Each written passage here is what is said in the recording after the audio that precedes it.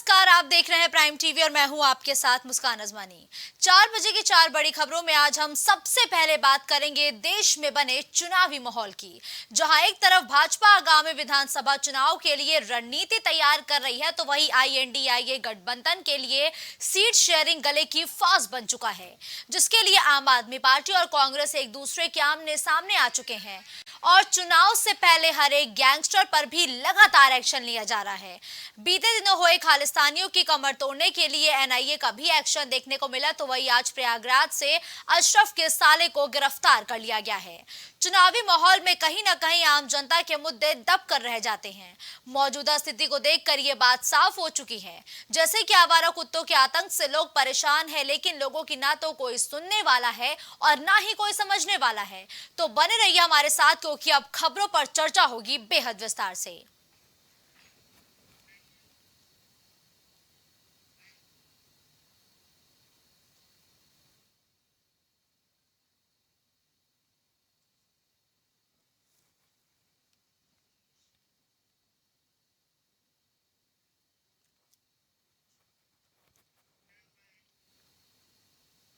चुनावी माहौल में सत्ता वापसी के लिए भाजपा पूरी जोर आजमाइश करती हुई नजर आ रही है, जिसके लिए 30 सितंबर को भाजपा केंद्रीय चुनाव समिति की बड़ी बैठक भारतीय जनता पार्टी मुख्यालय पर होनी है और ये बैठक मध्य प्रदेश और छत्तीसगढ़ को लेकर होगी, जिसमें खुद प्रधानमंत्री नरेंद्र मोदी भी शामिल रहेंगे। सूत्रों की माने तो मध्य प्रदेश के करीब 60 से 70 सीट और छत्तीसगढ़ के करीब 30 से 40 सीटों पर मंथन किया जाएगा। मध्य प्रदेश में बीजेपी की सरकार है, लेकिन पिछले चुनाव की तरह परिणाम ना रहे, इसके लिए बीजेपी ने नई रणनीति के तहत उम्मीदवारों पर समय से पहले मंथन करने का एक बार फिर से निर्णय लिया है। तो वही छत्तीसगढ़ में कांग्रेस की सरकार है और राजनीतिक परिस्थितियां भी वहां अभी भी कांग्रेस के पक्ष में जाती हुई कहीं ना कहीं नजर आ रही है। इसलिए इन दोनों ही राज्यों के कार्यकर्ताओं के साथ साथ आम जनता में भी सक्रियता बढ़े, इसके लिए बीजेपी ने पहली बार चुनावी समिति की मीटिंग समय से पहले बुलाकर अपनी विशेष रणनीति को अमली जामा पहनाने का काम भी शुरू कर दिया है।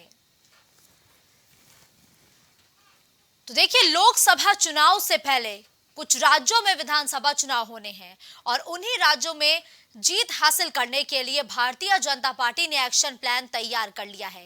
केंद्रीय चुनाव समिति की बैठक में कई महत्वपूर्ण निर्णय लिए जाएंगे। प्रत्याशी जो है उनके नामों पर भी एक आखिरी मुहर इस बैठक के दौरान लग सकती है।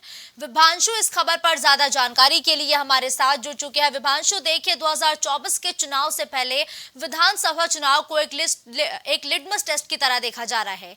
ये जो 30 सितंबर को बैठक होनी है, इनमें कौन कौन से मुद्दों पर विचार विमर्श होगा और कौन कौन से प्रमुख नेता इस बैठक में शामिल होंगे? विभांशु, आपको बताया कि 30 सितंबर को भारतीय जनता पार्टी के केंद्रीय कार्यालय पर कि भाजपा की केंद्रीय चुनाव समिति की बैठक होगी, जिसमें देश के प्रधानमंत्री नरेंद्र मोदी, साथ ही साथ बीजेपी के राष्ट्रीय अध्यक्ष JP नड्डा, साथ ही राष्ट्रीय संगठन मंत्री सुनील बंसल समेत तमाम बीजेपी के पदाधिकारी सम्मिलित होंगे। इसमें अगर बात की जाए तो छत्तीसगढ़ और मध्य प्रदेश चुनाव को लेकर चुनावी जो मैनिफेस्टो है उस पर चर्चा होगी। साथ ही साथ जो आखिरी लिस्टिंग होनी है उम्मीदवारों को, उस पर लेकर चर्चा होने की बात कही जा रही है। अगर बात की जाए तो इस बैठक को कहीं ना कहीं 5 राज्यों में हो रहे विधानसभा चुनाव के लिहाज से काफी अहम माना जा रहा है और इसमें कई इस बैठक में तमाम मुद्दों पर चर्चा होगी, तमाम पहलुओं पर चर्चा होगी, क्योंकि अगर बात करें तो मध्य प्रदेश में भारतीय जनता पार्टी एक लंबे अरसे से सरकार बनाए हुए है। अगर बात की जाए तो 16 महीने कांग्रेस के हाथों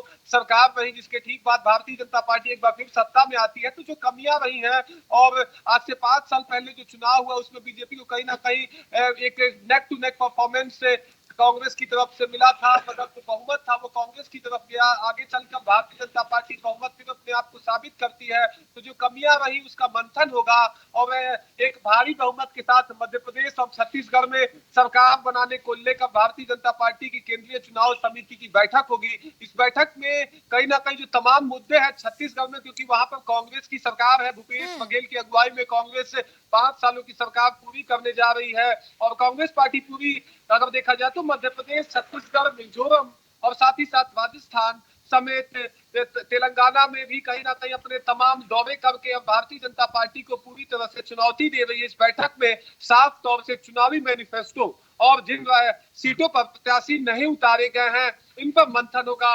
और बात की जाए तो स्टार प्रचारकों की सूची को लेकर भी चर्चा हो सकती है। जी ठीक है, देखिए विभांशु, विधानसभा चुनाव हर एक पार्टी के लिए अहम माना जा रहा है। और अगर हम छत्तीसगढ़ की बात करें तो ये आप भी जिक्र कर रहे हैं कि फिलहाल यहाँ पर कांग्रेस की सरकार है। ऐसे में छत्तीसगढ़ को लेकर भाजपा की खास रणनीति क्या है? क्योंकि मध्य प्रदेश की रणनीति तो साफ तौर पर नजर आ रही है। खुद प्रधानमंत्री नरेंद्र मोदी वहां रैलियां करने पहुंच रहे हैं, जनता को संबोधित कर रहे हैं, लेकिन छत्तीसगढ़ को लेकर क्या प्लान है भाजपा का?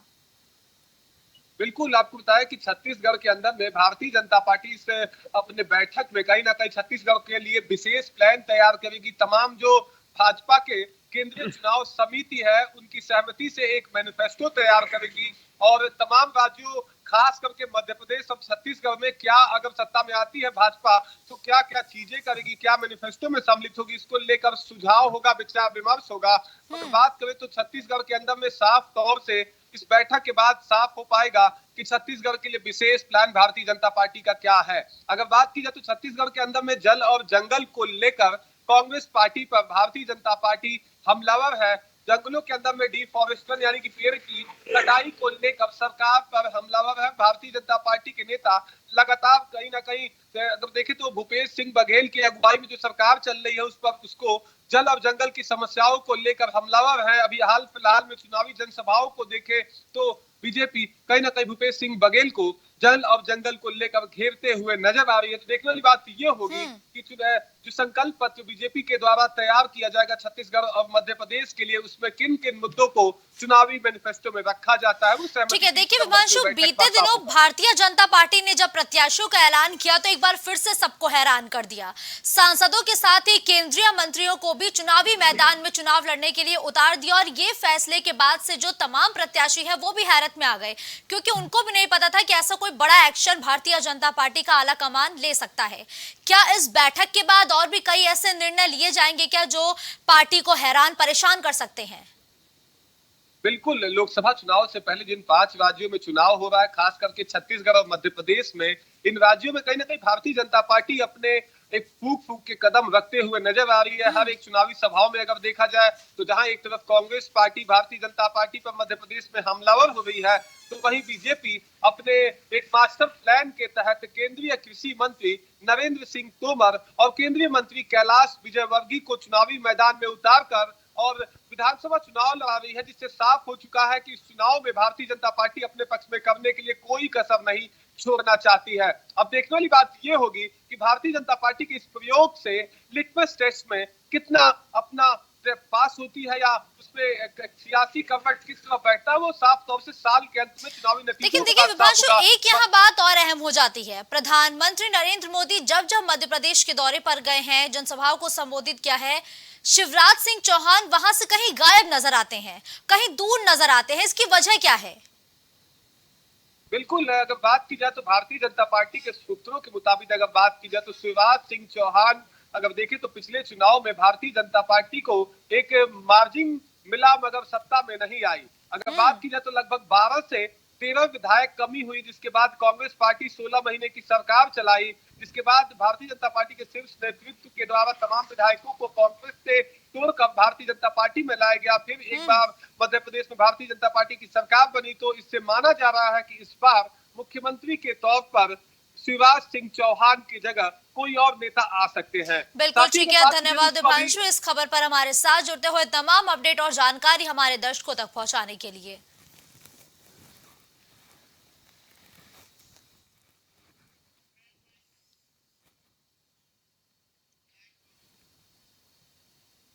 विपक्ष ने लोकसभा चुनाव यानी कि 2024 का चुनाव साथ मिलकर लड़ने के लिए INDIA गठबंधन बनाए हैं, मगर इंडिया गठबंधन में सीट बंटवारे को लेकर अभी भी सहमति नहीं बन पा रही है।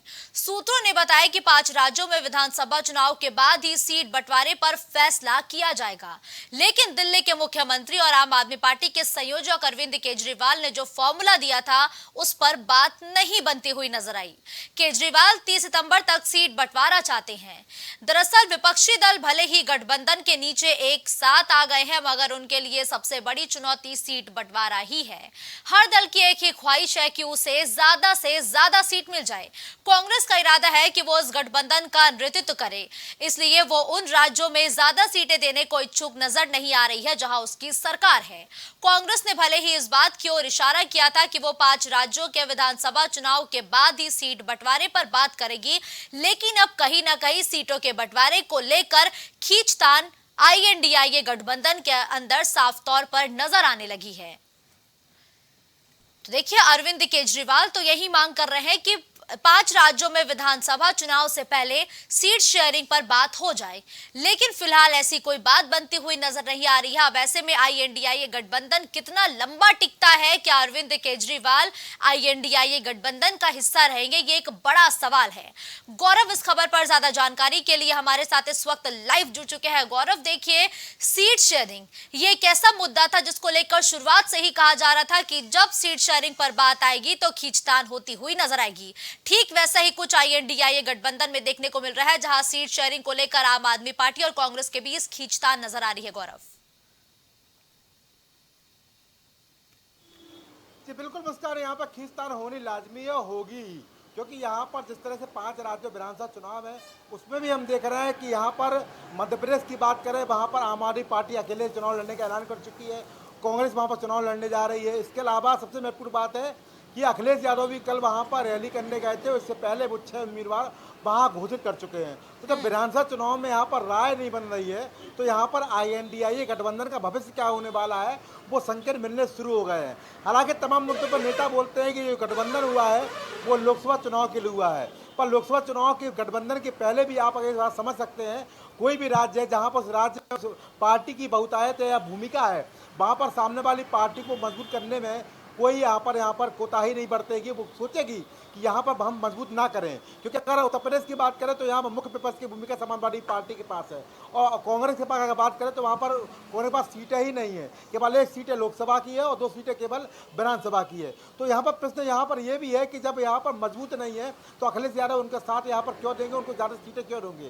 तो यही हालत मध्य प्रदेश, राजस्थान, छत्तीसगढ़ की है कि जहाँ पर समाजवादी पार्टी गठबंधन नहीं है तो वहाँ पर समाजवादी पार्टी को कांग्रेस ज़्यादा सीटें देकर क्यों वहाँ पर मजबूत करने चाहेगी।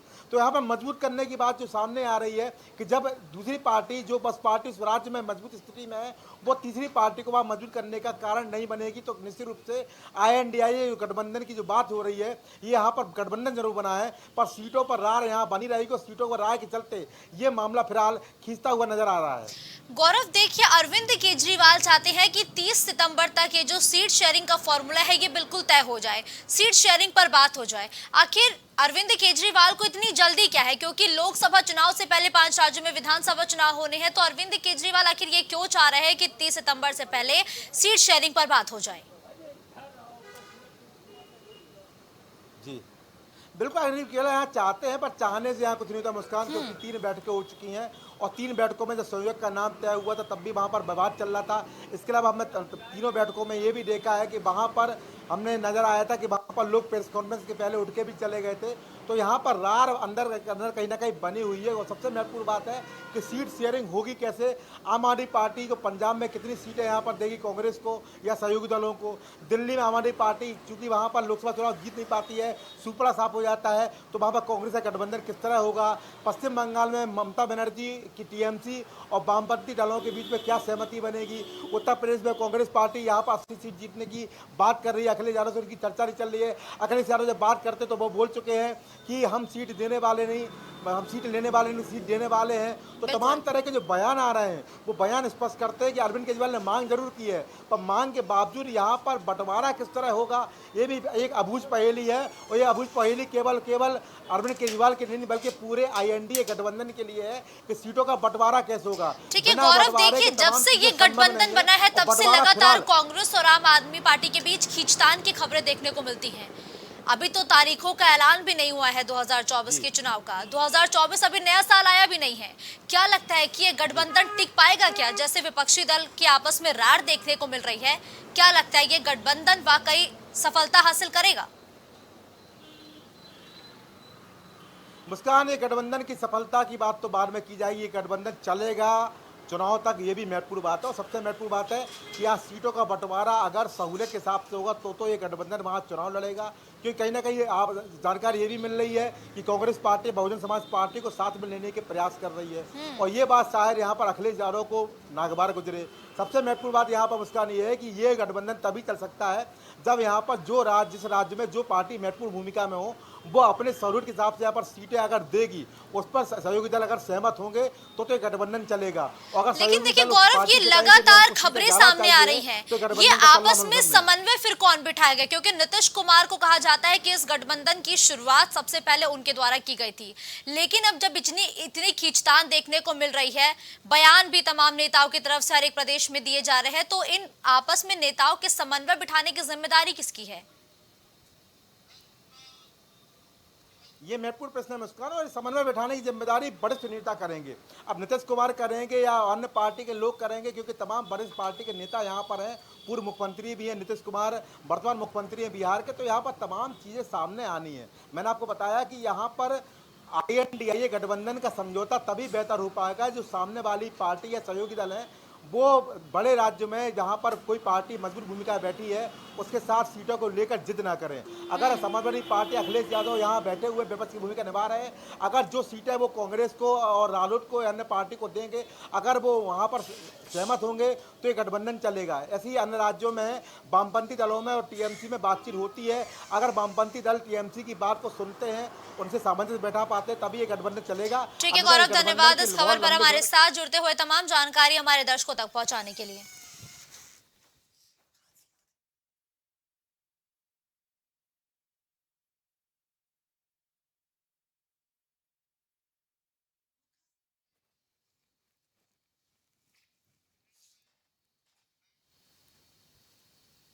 प्रयागराज में दानिश अजीम उर्फ अशरफ के साले सद्दाम को गिरफ्तार कर लिया गया है। सद्दाम के दुबई भागने की चर्चा थी, उस पर अशरफ को बरेली जेल में सभी प्रकार की सुविधाएं उपलब्ध कराने का भी आरोप है। इसके अलावा उमेश पाल मर्डर की प्लानिंग में भी उसके शामिल होने की चर्चा लगातार हो रही थी। सद्दाम अपनी बहन जैनब फातिमा के काफी करीबी भी बताया गया, उसी के माध्यम से वो अतीक गैंग में अपनी अलग जगह बना रहा था। अतीक अशरफ हत्याकांड के बाद से लगातार सद्दाम की तलाश चल रही थी और अब सद्दाम की गिरफ्तारी में बड़ी सफलता हाथ लगी है, जहां माफिया अशरफ का साला सद्दाम को पुलिस ने प्रयागराज से गिरफ्तार किया है। सद्दाम के दुबई भागने की चर्चा थी, इसी बीच पुलिस ने सक्रियता से यह एक्शन लिया और सद्दाम को फिलहाल गिरफ्तार कर लिया है, जिस पर STF ने 1 लाख का इनाम भी घोषित किया था। और ये वही तस्वीरों में सद्दाम नजर आ रहा है जिसको पुलिस ने गिरफ्तार किया है, और ये अशरफ का साला भी बताया गया है। और इन तस्वीरों में जो लाल शर्ट पहने आदमी नजर आ रहा है, ये वही अशरफ का साला है जिस पर 1 लाख का इनाम भी पुलिस ने घोषित किया था, जिसको अब फिलहाल STF ने गिरफ्तार किया है। तो देखिए, अतीक अशरफ हत्याकांड के बाद से ही लगातार पुलिस सक्रिय हो चुकी है। अतीक अशरफ गैंग के हर एक गुर्गे को तलाशने में पुलिस लगातार जुटी हुई है, खुफिया तंत्र को एक्टिव किया गया है। इसी बीच एक बड़ी खबर आई है जहां STF ने 1 लाख के इनामी सद्दाम को गिरफ्तार किया है। कलीम इस खबर पर ज्यादा जानकारी के लिए हमारे साथ जुड़ चुके हैं। कलीम, देखिए, अशरफ के साले सद्दाम को गिरफ्तार किया गया है, क्या आरोप इस पर लगाए गए थे और इसकी गिरफ्तारी किस तरीके से की गई है? कलीम। देखिए मुस्कान जी, जिस तरीके से अगर सद्दाम की गिरफ्तारी जो हुई है उस गिरफ्तारी को लेकर के अगर बात की जाए तो 24 फरवरी को उमेश पाल हत्याकांड अंजाम दिया गया था। उस हत्याकांड की जो साजिश पूरी रची गई थी वो बरेली जेल में पूरी साजिश रची गई थी। और बरेली जेल में जिस तरीके से इसने वहां पर जो शूटर थे कैसे मिलवाना है, क्या चीज मुहैया कराना है, सारा इंतजाम सद्दाम ने किया था। और ये सद्दाम अशरफ का जो है साला है, क्योंकि जिस तरीके से उमेश पाल हत्याकांड हुआ था उस हत्याकांड के बाद से लगातार सद्दाम फरार चल रहा था। और इस मामले को लेकर के अगर बात की जाए, जब से अतीक और अशरफ का अंत हुआ उसके बाद भी लगातार ये सद्दाम फरार चलता रहा और लगातार इस नेटवर्क को जो बात की जा रही है कि अतीक का जो नेटवर्क था उसको संभालने का ये काम भी कर रहा था। और इसके साथ अगर बात की जाए जिस तरीके से जो अधिवक्ता की जो गिरफ्तारी हुई थी उस गिरफ्तारी का भी पूरा सहयोग सद्दाम के द्वारा किया जा रहा था। और उस मामले में जो अतीक का जो वकील था उसके द्वारा जो संपत्ति, बेनामी जो संपत्ति थी उसको जो बेचने का काम था उसको भी करवाने का इसके द्वारा काम कराया जा रहा था। लेकिन अगर बात की जाए STF जिस तरीके से इसकी गिरफ्तारी का प्रयास कर रही थी तो उस दौरान जो चर्चा थी कि सद्दाम विदेश में घूम रहा है, विदेश भाग निकला है। लेकिन जब बीच में सूचना मिली कि जो सद्दाम है वो विदेश से दिल्ली पहुंचा हुआ है, दिल्ली हवाई अड्डे पर। वहां एयरपोर्ट जब एसटीएफ की टीम पहुंची तब तक सद्दाम वहां पे नहीं मिला था। फिर कयास ये लगाए जा रहे थे कि सद्दाम की तलाश में लगातार एसटीएफ की टीम लगी हुई थी, लेकिन जो सद्दाम था वो जगह बदल बदल के एक दूसरे पर ठिकाने पर रह रहा था। लेकिन अगर बीती रात की जो गिरफ्तारी की बात की जाए, बीती रात जो जानकारी मिली वो दिल्ली के जो एक फ्लैट है वहां पर अपनी प्रेमिका से मिलने के लिए पहुंचा था। उस दौरान जब एसटीएफ की टीम वहां पे पहले से डेरा डाले हुए थी, एसटीएफ की टीम जब वहां पहुंची तो फ्लैट से सद्दाम को गिरफ्तार किया गया। तो और सद्दाम की जब गिरफ्तारी हुई है तो उसके पास से जो मोबाइल मिला है और उसकी वरना कार मिली है उसको जब्त कर लिया गया है। और इसके बाद ठीक है कलीम, देखिए अब सद्दाम की गिरफ्तारी हो चुकी है। अब सद्दाम की गिरफ्तारी से और क्या कुछ नए पहलू सामने आएंगे, क्या कुछ और राज निकल के सामने आने की उम्मीद है कलीम? देखिए मुस्कान, जिस तरीके से बात की जाए सद्दाम की जो गिरफ्तारी हो गई है, सद्दाम की गिरफ्तारी के बाद अब पूरा फोकस जो जा रहा है वो जा रहा है शाइस्ता परवीन और अशरफ की पत्नी, इसके साथ साथ सद्दाम और जो गुड्डू मुस्लिम और साबिर के ऊपर, क्योंकि वो ये दोनों 5-5 लाख के इनामी है। और इन लोगों का सीसीटीवी फुटेज भी सामने था जिसमें जिस तरीके से उमेश पाल हत्याकांड में अंजाम दिया जा रहा था, इन सभी चीजों को लेकर के, क्योंकि अभी गुड्डू मुस्लिम की बात की जाए उन तक नहीं पहुंचा गया है, क्योंकि इस मामले को लेकर के जब एडीजी एसटीएफ से बात की गई तो एडीजी एसटीएफ ने साफ तौर से कहा है कि अब गुड्डू मुस्लिम और जो साबिर हैं उनकी तलाश में भी एसटीएफ की टीम लगी हुई है। और कहीं ना कहीं ये उन्होंने इशारा दिया है कि उनकी भी जल्द गिरफ्तारी होगी, क्योंकि सद्दाम की गिरफ्तारी हो गई, ये एक बड़ा मुहूर्त है। और इसके बाद से ये कहा जा रहा है कि जिस तरीके जो इनपुट है वो इनपुट इससे जरूर मिलेंगे। और कहीं ना कहीं इसको पीसीआर पे जब लिया जाएगा तो पीसीआर पे लेने के बाद जो ये खुलासे करेगा उस खुलासे के आधार पर और जो गिरफ्तारियां हैं वो भी बढ़ेंगी। कलीम देखिए, अभी सद्दाम को गिरफ्तार करके फिलहाल कहाँ रखा गया है? देखिए फिलहाल जिस तरीके से दिल्ली में पहले जब गिरफ्तारी हुई थी तो दिल्ली पुलिस को तो इस मामले की जानकारी नहीं दी गई थी, लेकिन उसको जब एसटीएफ ने गिरफ्तार करते हुए बरेली लाया गया तो बरेली की पूरी जो यूनिट थी उसने इस मामले को लेकर के पूरा काम किया है। और बरेली यूनिट लगातार जो वहां पे डेरा डाले हुए थे, डीएसपी अब्दुल कादिर की बात की जाए, उनकी यूनिट में पूरी टीम वहां पे काम कर रही थी। और फिलहाल उसको बरेली लाया गया और बरेली में ही उसको दाखिल किया गया है। और फिलहाल धन्यवाद कलीम इस खबर पर हमारे साथ जुड़ते हुए, तमाम अपडेट और जानकारी हमारे दर्शकों तक पहुंचाने के लिए।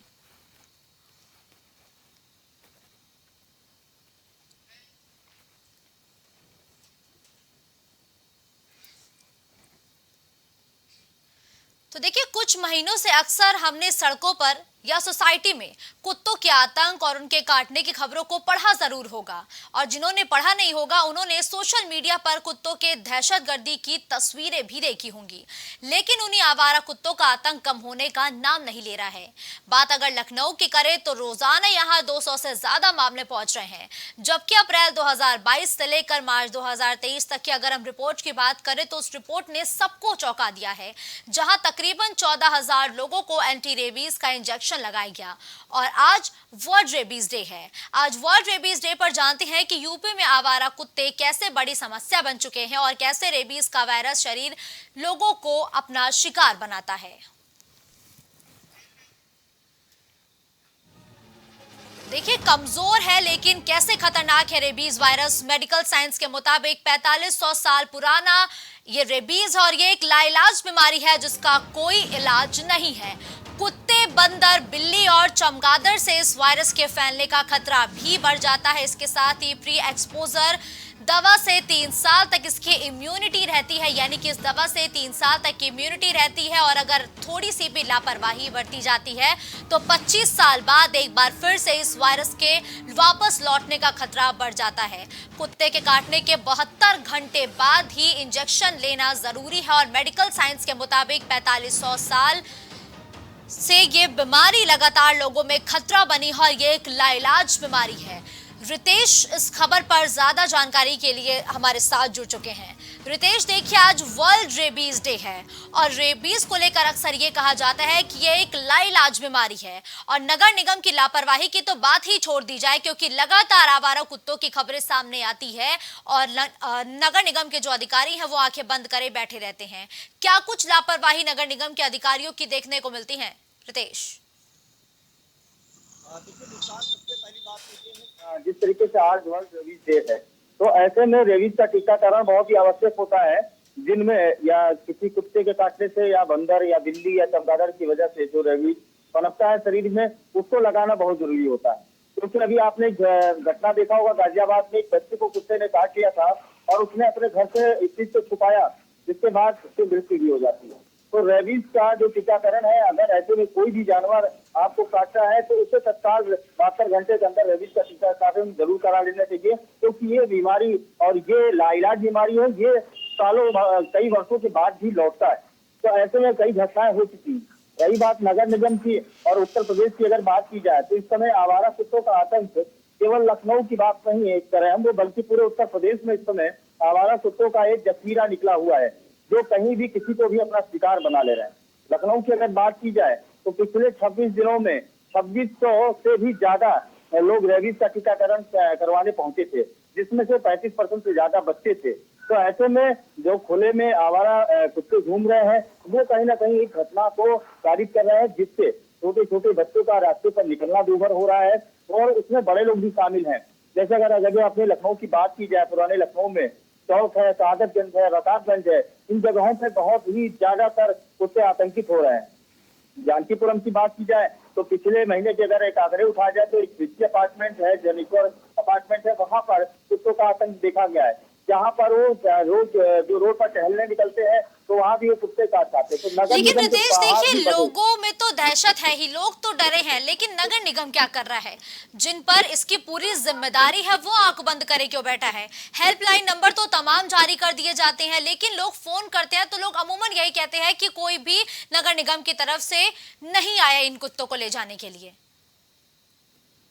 बिल्कुल आपने सही कहा मुस्कान। देखिए, सबसे बड़ी बात यह है कि नगर निगम की तरफ से लखनऊ में ऐसी जगह बनाए गए हैं जहां पर अगर उन्हें सूचना मिलती है तो सूचना के आधार पर उन कुत्तों को, उन जानवरों को पकड़ा जाता है। उसके बाद 5 दिन तक उस अस्पताल में रख के, उस जगह पे रख के, वहां पर उन्हें जो नसबंदी का कार्य किया जाता है, नसबंदी के बाद 4-5 दिन के बाद उनको उठा के उसी जगह पर छोड़ा जाता है। जैसा कि उच्च न्यायालय का आदेश है, उस आदेश का पालन करते हुए नगर निगम भी इस कार्य को करती है। हालांकि नगर निगम के हाथ पूरे तरीके से बंधे हुए हैं, क्योंकि इसमें पशु क्रूरता अधिनियम लागू होता है, जिस पर किसी पशु को मार नहीं सकते, किसी पशु को बंधक नहीं बना सकते। ऐसे में नगर निगम सिर्फ इतना कर सकता है कि वो पशुओं को उठाता है और उस हॉस्पिटल तक लेकर के जाता है, जहाँ पर संस्था द्वारा उस कुत्ते का या उस जानवर का नसबंदी किया जाता है। ठीक 4 से 5 दिन के बाद फिर उसी जगह पर उस जानवर को या उस आवारा कुत्ते को छोड़ दिया जाता है। लेकिन देखिए रितेश, हम यहाँ लगातार बात कर रहे हैं, जो आवारा कुत्ते हैं वो लोगों को शिकार बना रहे हैं, लोगों को काट रहे हैं, बच्चों को काट रहे हैं, महिलाओं को काट रहे हैं, लेकिन ये जो कुत्तों के नेचर में इतना बदलाव आया है, इसको लेकर डॉक्टर्स का क्या कहना है? क्योंकि हमने अमूमन पहले भी कुत्ते देखे हैं, लेकिन वो पहले इस तरीके से लोगों पर अटैक नहीं करते थे। देखिए, ये बहुत सही सवाल आपने किया। ये जानने वाली भी बात है, क्योंकि मेरी पशु कल्याण अधिकारी से बात हुई है। उन्होंने साफ तौर पर ये बताया कि जो अभी ये अचानक बदलाव आया है, इसमें कहीं ना कहीं पशुओं के साथ छेड़खानी हो रही है। उनको खाना खाते समय कभी ना छेड़े जाए, जब कभी वो फीडिंग करा रहे हैं उस समय कोई उन्हें ना छेड़खानी करे उनके साथ। ऐसे में या अगर कुत्ता कहीं पर भी बैठा हुआ है शांत रूप से, तो वहां पर भागने की कोशिश ना करें। कई ऐसी सारी चीजों को बताया गया कि ऐसे में उग्र हो जाते कुत्ते, जैसे वो जा रहे हैं, उनका प्रजनन का समय है, उस समय लोग कहीं गुम्बे चलाते हैं, कहीं लाठी डंडे चलाते हैं। ऐसे में पशुओं में क्रूरता आ जाता है। उसके बाद किसी कुत्ते को अगर एक स्थान से दूसरे स्थान पर ले जाते हैं तो वो भी जब उनका जगह चेंज होता है तो उनके स्वभाव में बदलाव आता है।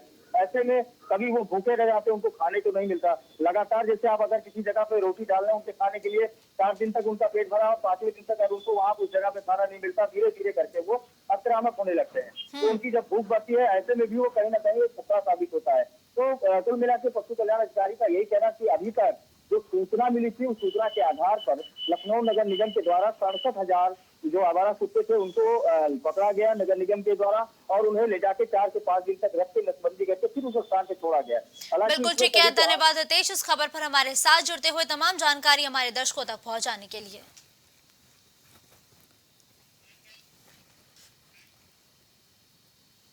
इस बुलेटिन में फिलहाल के लिए बस इतना ही। देश और दुनिया की तमाम बड़ी खबरों के लिए आप देखते रहिए प्राइम टीवी।